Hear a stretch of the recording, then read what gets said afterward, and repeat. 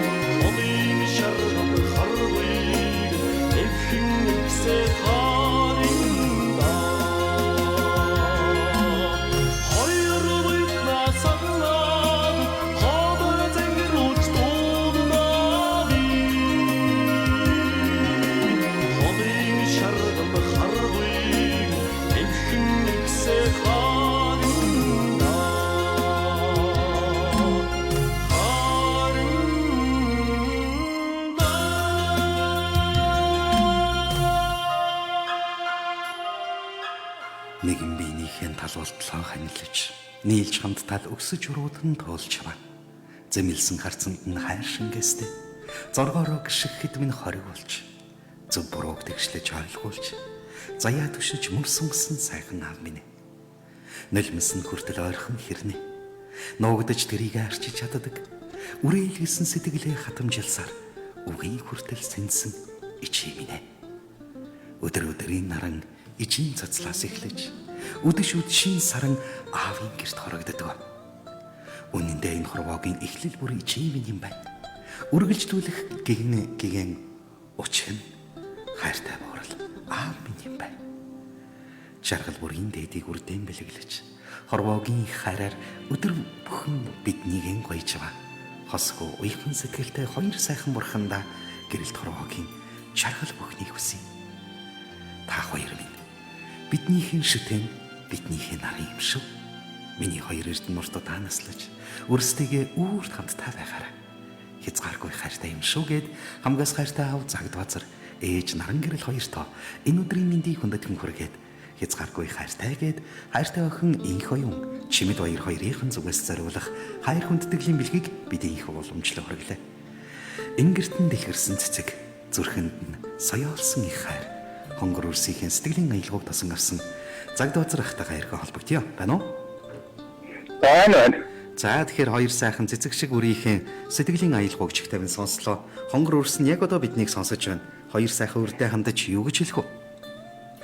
За гэлэлэхтүүд хоёрын ажилтны амжилт амьдралд нь адбагт хамгийн сайн сайхныг гэрүүлүүдийн хамт үсээрөө. За наран гэрлэгч маань охиддоо юу гэж хэлэх юм бол?